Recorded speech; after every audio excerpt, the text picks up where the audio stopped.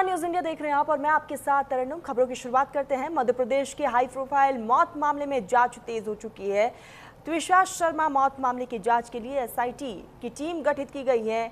आपको बता दें कि त्विषा ने ससुराल वालों को जमानत मिलने का विरोध इस पूरे मामले को लेकर अब हो रहा है और भोपाल पुलिस ने परिवार के आरोप पर जांच तेज कर दी है। केस को यूपी ट्रांसफर करने की भी मांग उठाई गई है। त्विषा के परिवार ने हत्या का आरोप लगाया है और इस पूरे मामले को लेकर लगातार जांच पड़ताल जो है वो की जा रही है। अब एसआईटी का भी गठन कर लिया गया है। एसआईटी इस पूरे मामले को लेकर फिलहाल तफ्तीश करेगी। त्विषा शर्मा मौत मामले की जांच के लिए टीम का गठन किया गया है। आपको बताते चले कि त्विषा के ससुराल वालों को जमानत मिलने का विरोध त्विषा के परिवार वालों की तरफ से किया जा रहा है और इस पूरे मामले को लेकर फिलहाल अब एसआईटी का क्योंकि गठन हो चुका है, अब आने वाले समय में एसआईटी की टीम जो है ससुराल वालों से, परिवार वालों से पूछताछ करेगी। भोपाल पुलिस ने इस पूरे मामले को लेकर जो है भोपाल पुलिस की तरफ से भी जांच पड़ताल हो रही है। भोपाल पुलिस ने अब तक कई लोगों से पूछताछ की है। परिवार के आरोप पर जाँच फिलहाल तेज कर दिया गया है। भोपाल पुलिस की तरफ से भी केस को उत्तर प्रदेश ट्रांसफर करने की भी मांग उठाई गई है। तो त्विषा के परिवार ने हत्या का आरोप लगाया है और अब इस पूरे मामले को लेकर देखने वाली बात कि एसआईटी का गठन किया गया है और आने वाले समय में क्या कुछ निकलकर सामने आता है। हाई प्रोफाइल ये पूरा केस है। कई गंभीर आरोप भी लगाए जा रहे हैं। कहा यह जा रहा है कि त्विषा के ससुराल वाले उसको परेशान करते थे, पति की तरफ से भी परेशान किया जाता था। इस तरह के कई गंभीर आरोप लगाए गए हैं। मौत के पीछे की असली वजह क्या है, ये अब जाँच पड़ताल में सामने आ पाएगा। फिलहाल एसआईटी का गठन किया गया है और इस पूरे मामले को लेकर जल्दी एसआईटी की तरफ से भी दोनों परिवार वालों से पूछताछ की जाएगी। एकाएक ये पूछताछ होगी। दूसरी तरफ त्विषा के परिवार वालों का कहना है कि ये पूरा केस जो है अब मध्य प्रदेश से उत्तर प्रदेश ट्रांसफर होना चाहिए और यहाँ पर उत्तर प्रदेश में ट्रांसफर करने की मांग जो है परिवार वाले उठा रहे हैं इस केस को लेकर। अब देखने वाली बात ये होगी कि अब आने वाले समय में क्या ये केस जो है उत्तर प्रदेश ट्रांसफर किया जाता है और भोपाल पुलिस जो है इस पर क्या कुछ एक्शन लेती है।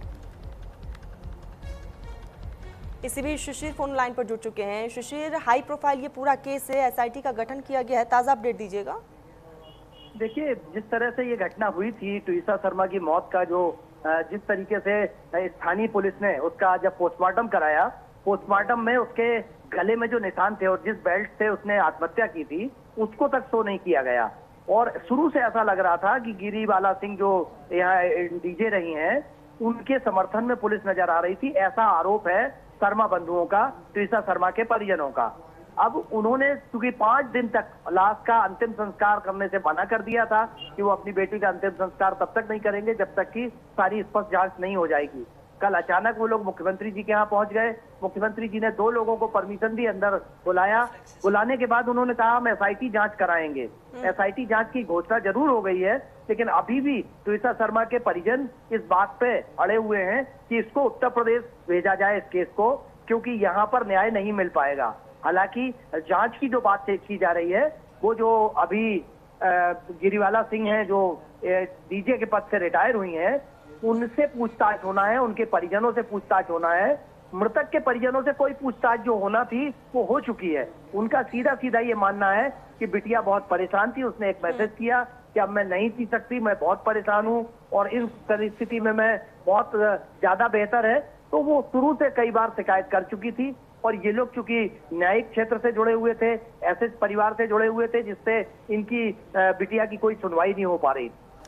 शिशिर, क्योंकि अब ये पूरा मामला जो है उत्तर प्रदेश ट्रांसफर करने की बात की जा रही है, कितने चांसेस है कि भोपाल से ये केस उत्तर प्रदेश ट्रांसफर हो सकता है?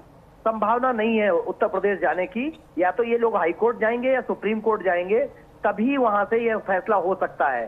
क्योंकि एक दिन स्थिति ये बन गई थी कि गिरिवाला सिंह और उनके बेटे जो एडवोकेट हैं वो जब पेशी पे इनका परिवार गया आपत्ति लगाने उनकी जमानत पे, तो सारे लायर लोगों ने उसको घेर लिया था। फिर त्विषा शर्मा के जो बेटे हैं, भाई हैं, उन्होंने आर्मी को फोन कर दिया तो करीब 200 आर्मी के जवान पहुंच गए थे वहां पे। तो विवाद की स्थिति ना बने इसलिए कोशिश ये कर रहे हैं मुख्यमंत्री जी कि एसआईटी की जांच करवा के इसको मामले को थोड़ा शांत कर दिया जाए और ये अभी उत्तर प्रदेश ट्रांसफर नहीं होगा केस, ऐसा माना जाता है कि यहीं जांच होगी और यहीं चालान पेश होगा। लेकिन ट्विसा शर्मा के परिजनों का कहना है कि न्याय नहीं मिल पाएगा हमको, क्योंकि वो जज नहीं है और आज भी उपभोक्ता फोरम में है वो, तो उनके प्रभाव के कारण ट्विसा शर्मा के परिजनों को और ट्विसा शर्मा को न्याय नहीं मिल पाएगा। बिल्कुल सुश्री, और देखने वाली बात यही होगी कि आने वाले समय में आप किस तरीके से कार्रवाई को अंजाम दिया जाता है, नजर बनाए रखिएगा। फिलहाल तमाम जानकारी के लिए बहुत शुक्रिया आपका।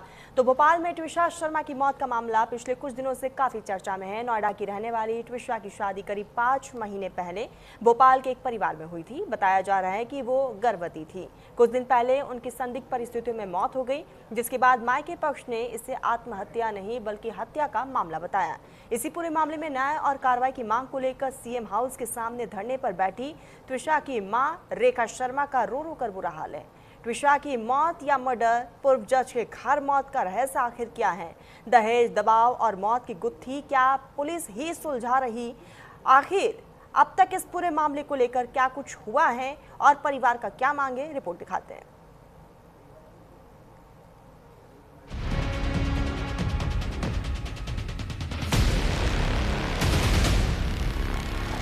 गिरफ्तार होंगे, पहले समर्थी को गिरफ्तार करो तब हम गिरफ्तार होंगे। फांसी पर लटकी या लटकाई गई पूर्व जज की बहू ट्विसा शर्मा।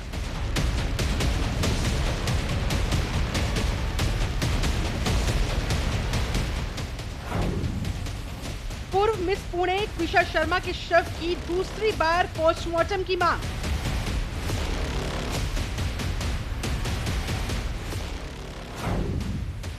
जबरन abortion, mental torture, antemortem injury, Twisha की मौत का सच क्या है?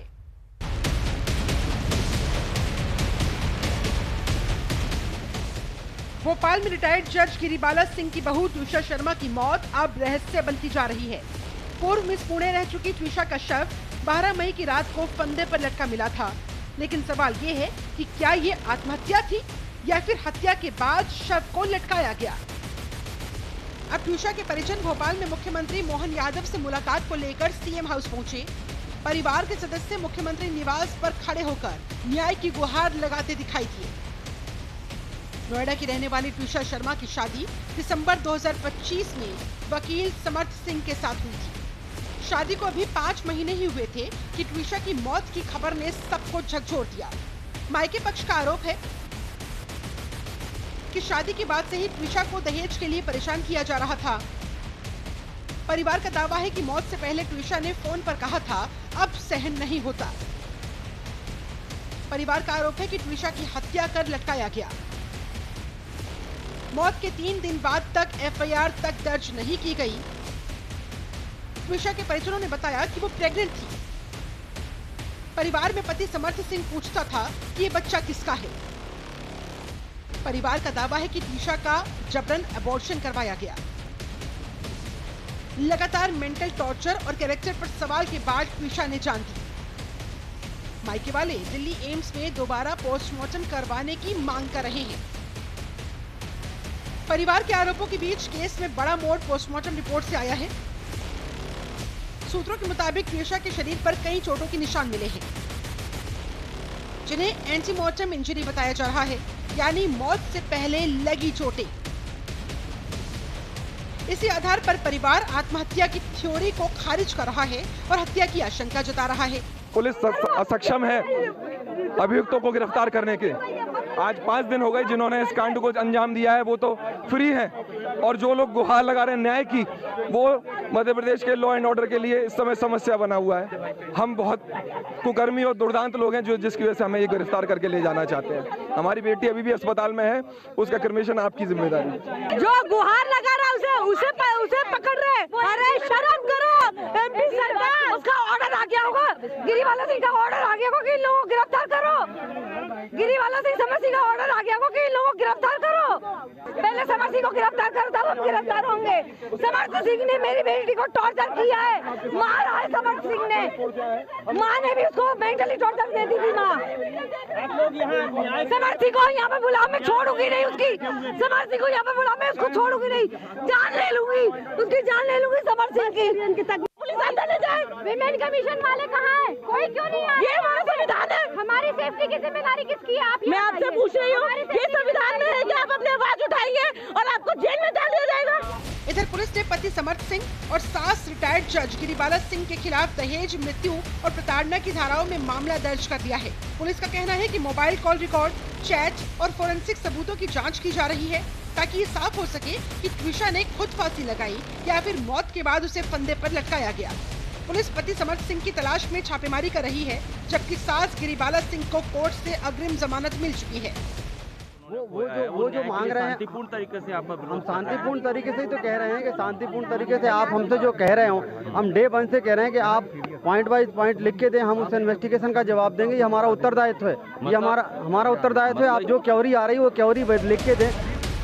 ट्विशा शर्मा की मौत अब सिर्फ एक परिवार का मामला नहीं, बल्कि कई सवालों का आईना बन चुकी है। क्या सचमुच की आत्महत्या थी या फिर सच को फंदे पर टांग दिया गया?